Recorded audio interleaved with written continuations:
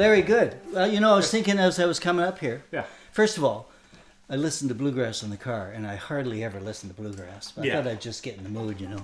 You're like, but I was thinking the other day that, in fact, Dennis and I talked about it when I met with Dennis LePage a few months ago. Yep. That you are probably the more people know of you as a banjo player in Canada than probably any other banjo player.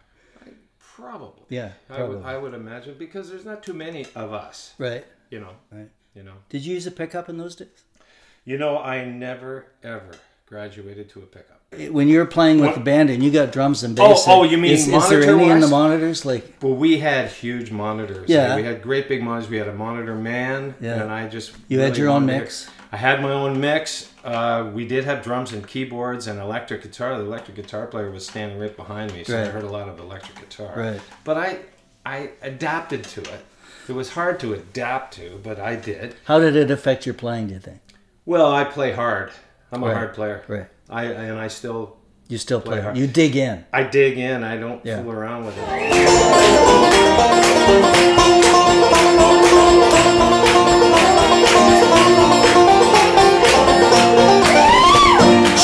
When Greg Deering when he first started making these things, I was doing a lot of camping and stuff, and I wanted to bring something I could take with me, and it's turned out over the years, Larry. I mean, I've had this 25 years or more. Yeah, that's great. It's my go-to banjo at the cottage. It's my go-to banjo. Quite often, if I just want to sit and sing with the banjo, and I like to do that a lot. Yeah. This is such a mellow tone, and it's just easy easy to make a tone that fits with the voice, and it's easier to play, because I don't know why it's so easy to play. Yeah. And you're a singing banjo player, so some people tell me that's unusual for a banjo player to sing lead. Yeah. I guess so. He taught me a style. Claw hammer is you push down. Well, listen. It's different, eh? Yep. And so the lead is you're playing lead with the thumb? With that finger. Oh, with that finger. And you go all the way to the fourth.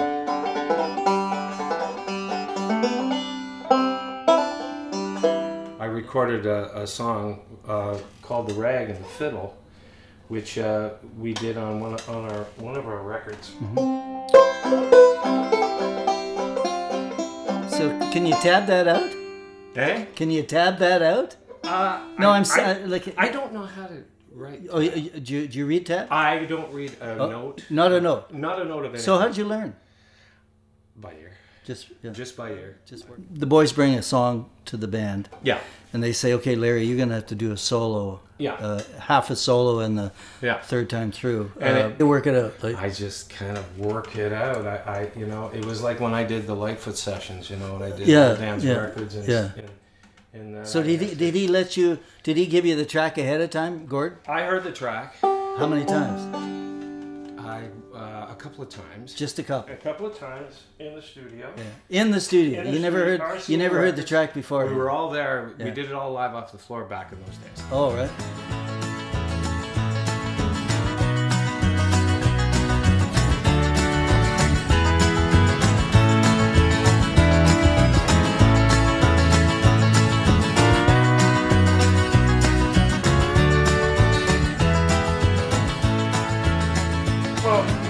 Sure. And, of course, later we did sessions where we wouldn't do it live off the floor because it was you get a lot better sound when you don't do it. Yeah. He played with us at Hughes Room a few years ago, and as he was leaving the stage, I publicly stated, I just wanted to thank you, Gord, for writing so many songs that were compatible to the banjo. You all just sit around and play. Does he know a million bluegrass songs? Well, not a lot of bluegrass songs, but he Alberta Bound is really a cool song, and pretty much a bluegrass song, really, when you think of it. Alberta Bound, you got it, Gordon. Alberta Bound, everybody. Alberta Bound, it's good to me. It's good to me. Alberta Bound, everybody. Alberta Bound, Alberta Bound, it's good to me. It's good to me. Alberta Bound. Better than Gord's. Oh, did you? Yeah, Gord's. I played with a guy a couple of years ago that played the song, and he was playing Gord's rhythm.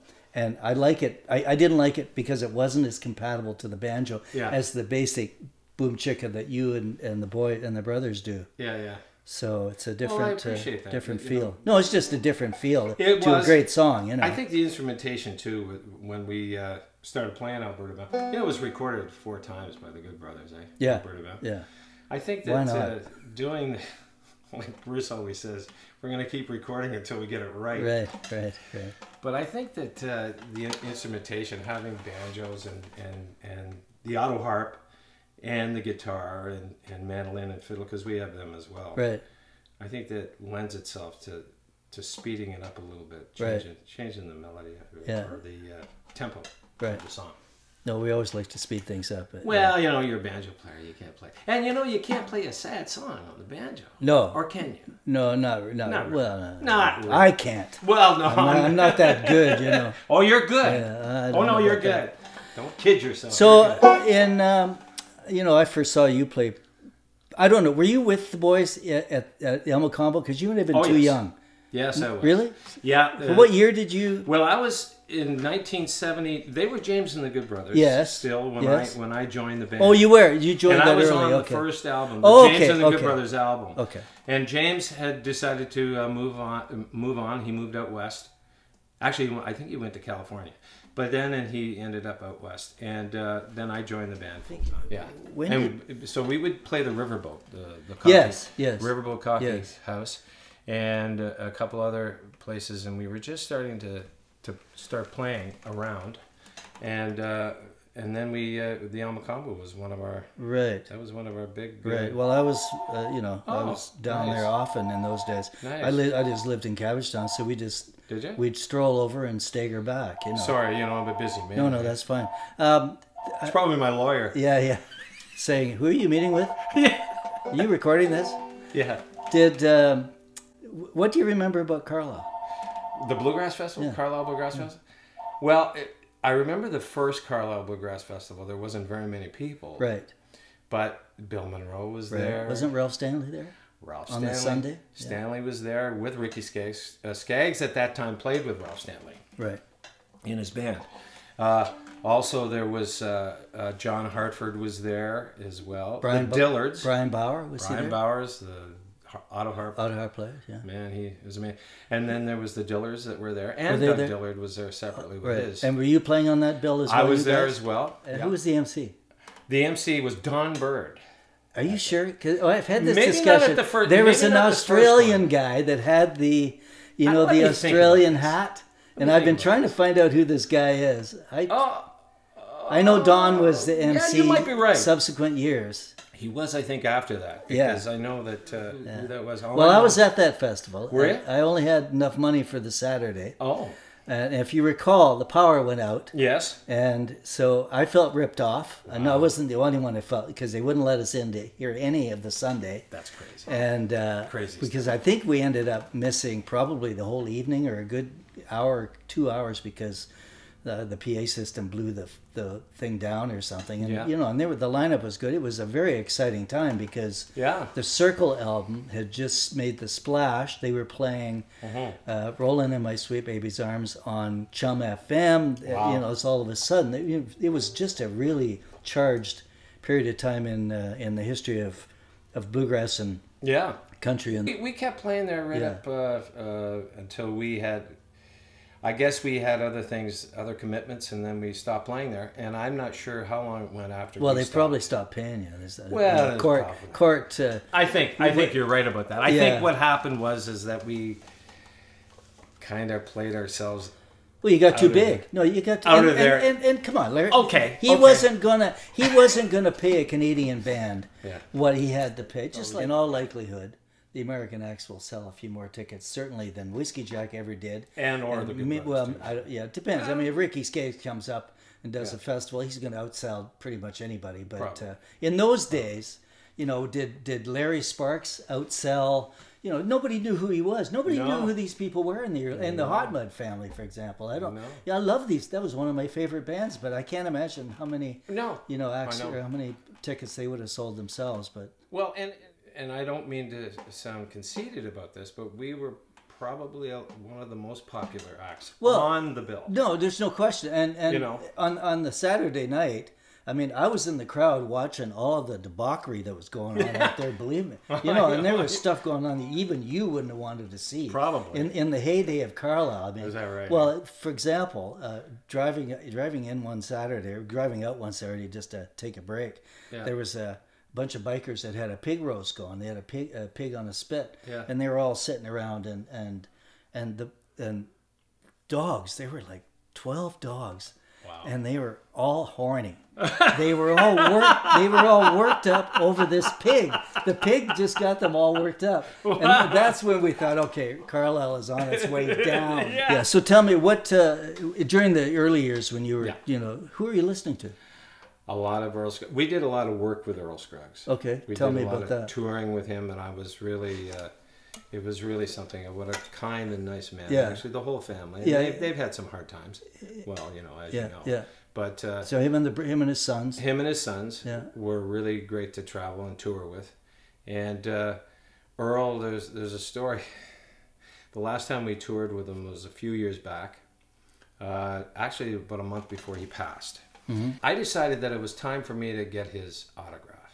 And I thought to myself, I'm going to get him to autograph my banjo because this is cool. Yeah. And at the time, he was in a wheelchair, couldn't walk. Yeah. I mean, they wheeled him out. So I took the banjo. He was sitting in the chair, and as I came towards him, my brother Bruce was with me. As I came towards him with my banjo, he did the sign to flip it around so that when he writes it, it'll be Earl Scruggs was written up here. And as I went to turn this around, I did it very fast. I was kind of nervous. Yeah, sure. As I turned it around, you can see it on camera here. As I turned it around, I almost hit him right here in the temple. And he had a male nurse that was with him. And he, fortunately for me, he went like this. And I didn't hit him, but...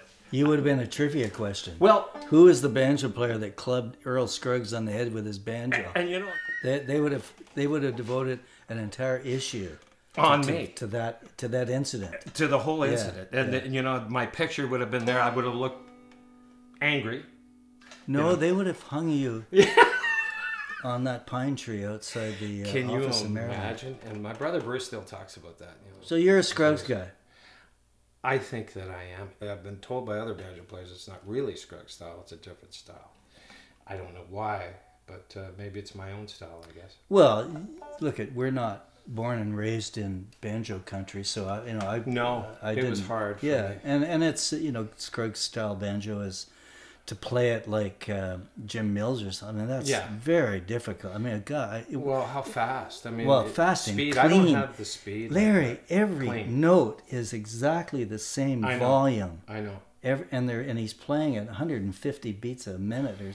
Well, Dennis told me he's a 130, 140. Mm-hmm. That's his. That's clipping. I told him that's clipping. I could play 140 when I was maybe 30. Yeah. And I was playing 6-nighters, maybe. Yeah. But. Well, yeah. Remember those days? Yeah. But it was great because every night, you were limber, and you were just on your game, and the songs were tight, and I don't miss the grueling touring or anything. Well, the touring was really hard on ourselves physically, but it was also hard on our relationship. Do you think bluegrass has changed much over the years? I think bluegrass has really changed. How so? Since in particular, since a lot of the pioneers of bluegrass are gone now. Right.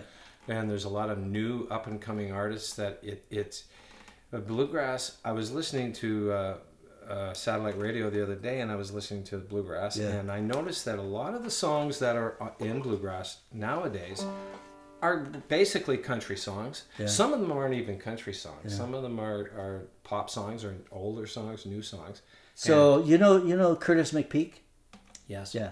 Did you ever meet him? He's the old. I think I may have. Okay. Years ago. So I was in Nashville buying a banjo, and Frank Neat banjo. Oh yeah, great banjo. David Talbot had one, and he called and said, "There's one for sale at Gruen's." So I went down and tried it, and I bought it. Mm-hmm. And David arranged for me to go and meet Curtis to set it up. Curtis was quite old at that point. He's sitting there with a spittoon, the old school. Yeah. Anyway, so I played him a few songs, and after he set it up, and he said, "Oh, you play folk banjo." Oh. Personally, I've never ever used pickup on the banjo, or it's just one more thing that can go wrong on stage. That's the way I always look at these things. No, really, I've tried phase shifters and choruses and stuff, and I love the sound a lot, but it never works for me. They always break down, so I said, "The heck with this." Well, I'm always afraid that I'm going to go to the gig and exactly what you just said is going to happen, and I'm afraid that what'll happen is that I'll get there and I'll be going like this, and I'll be going, looking around, forgetting to step on the pedal. Yeah, what's going on here? I haven't got time for this. Yeah. We were initially, before we set up here, talking about Eric Nagler. Did he used to own this banjo? Well, he didn't own it, but he found it for me. It's a Gibson RB3 Master Tone. Okay. And back in 1970, I was down at the Folklore Centre. I studied on Avenue Road. On Avenue Road, and he was involved in there somehow. Yeah. And he found this banjo for me, and I've had it. It's been my workhorse. I've had it ever since. I have another banjo as well that a fellow in Toronto built for me, Bruce Dowd. Oh yeah, a Ruby. It's kind of pre-Ruby. I bought from Grant at the 12th Fret. Yeah, I know Grant. I bought an old Ruby banjo with a wooden tone ring. Nice. So probably early 70s or whenever. Anyway, I take it into Bruce, and Bruce, he gets that look. Oh yeah. He's looking at it. He picks it up, and I said, "A wooden tone ring, eh? Jeez, I don't remember making this. It's light, I like it because it. Plus, anyway, I took it into Grant, who is also a wizard with the banjo, and had him just do something with it, and I take it home, and he did. I don't know what these guys do, but they have the touch, and I don't. I don't touch it. I can't. I just break it. It's kind of I can drive the car, but I can't fix it. Yeah. So, do you get a chance to go into a store like 12th Fret has this beautiful room that's full of these? Just sit there for an hour or two and just pull them down off. So any of those new brands, Neckville, for example, any of them appeal to you? Is there anything? I like the Deering. There's nothing. I like Deering. Yeah. I like Deering. Deering are great. Stelling are great bands. Yeah, you like Stelling. So it's quite they're different. Loud. Eh? Yeah, they're loud. Heavy. They're very heavy. Yeah. The bridges, of course, I loosen it up. So I know this sounds crazy, I don't know what's making me say this, but if by any chance you ever changed your strings again, I doubt it. Before you die, no, I doubt it. What would you use? What kind of strings? Well, I used to use the Gibson Earl Scruggs strings, but they don't make them anymore. I don't believe, since Gibson doesn't really make banjos anymore. They don't even know who Earl is anymore. Not anymore. Yeah. He's out. Yeah. He's gone. Yeah. I'm not even familiar with the new. That's how long. These are Earl Scruggs banjo strings. Yeah. Would you say you practice the banjo, or you just play the banjo? I never. You never practice. I have never sat down and practiced what I play. Wow. I just kind of do it. Well, you're on the road. Look it. I just do it. And you know what? If you're learning how to play the banjo, you got to practice. Let's face it. But you were on the road for most of your life.